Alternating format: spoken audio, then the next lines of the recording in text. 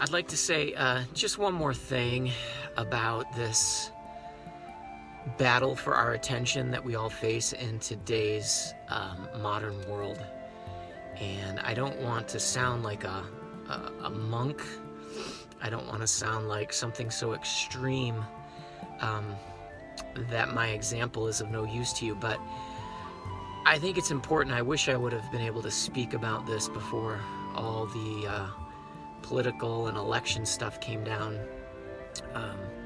as our country was just going crazy with media input. Every now and then I'll see somebody in ministry who will encourage those around them to take a fast from the news, or a fast from the media, or a fast from social media. And that cry, that encouragement, that prophetic voice is becoming more and more difficult for people to hear as we become more deeply entrenched in being almost obsessed with needing to know what the latest news is. But every time I read one of those articles and somebody tells me that they've fasted for an entire week from the media, and how refreshing it is to their soul, and how much more space has opened up inside of their soul, and how much more attention they're able to give to the things of God. Every time I read one of those, I just kind of smile and think that I have learned something new about the state of our culture. And the reason I say that is because I've pretty much been on a fast from news, probably a 98% fast for years. I have no sources of news that I look to on a daily basis. And unless someone confronts me with an article directly into a text message, or, some sort of feed that is personal between us, I really don't take the time to follow what the media is trying to tell us is of significance. I can tell you that it is possible to keep your focus entirely on the things that are in your control, the things that are in your actual kingdom, the things that God has placed within your sphere of influence. And you're not the poorer for it. You're not emptier. You will simply find that you are filling your life with more tangible things, with the actual needs of the physical people who dwell in your circle of influence. Because every story is newsworthy, and every person of the 7 billion people alive today has a story. And when the news tells us that this particular story is the one that 300 million Americans need to listen to tonight at 6 p.m., that's just a larger amount of control, of mind control, than I desire personally. And I'll tell you, along with this, I've muted commercials ever since televisions came with remote controls that had a mute button. I've turned off the radio. It's been 20 years since I've listened to the radio. I choose my own music that is better, more conducive to the mood that I'm in. Vast majority of it being music without words, being soundtrack music that allows me to keep an epic mindset, to be able to pray over it. It's really hard to pray as you're driving in your car if there's music on with lyrics, with words.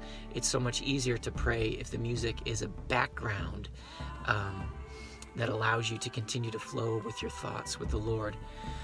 And, these are just a couple of the practices, but I guard my attention jealously. I won't go to a gas station that has televisions at the gas pump.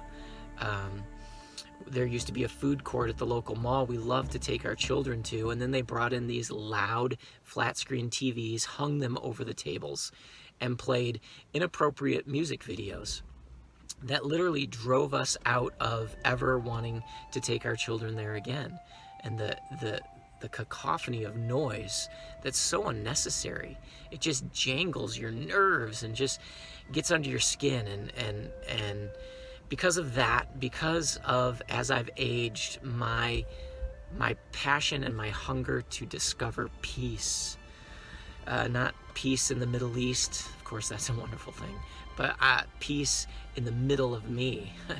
Peace in a place where I know I am acting and moving not from a agitated place, from a nervous place, from a shallow place, from a place of depth, and within that depth there's peace.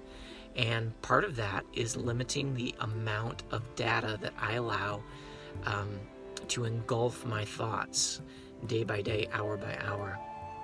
And so I just want to say, turning off Facebook, turning off your notifications, walking away from Twitter and Instagram for 6 months at a time, it is humanly possible.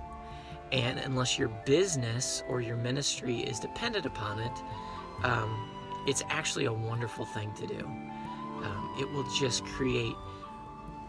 will just open spaces inside of you for more of God, which is what we're discussing this idea of having more of ourselves to offer to Him, and more space in which to receive more of Him. And some of the ways that we block Him out through our constant grabs for our attention, they are ways that we do to ourselves, and we can limit that if we choose. It's within our power. I leave my cell phone turned off for many hours in the morning, not just quieted, but completely powered down.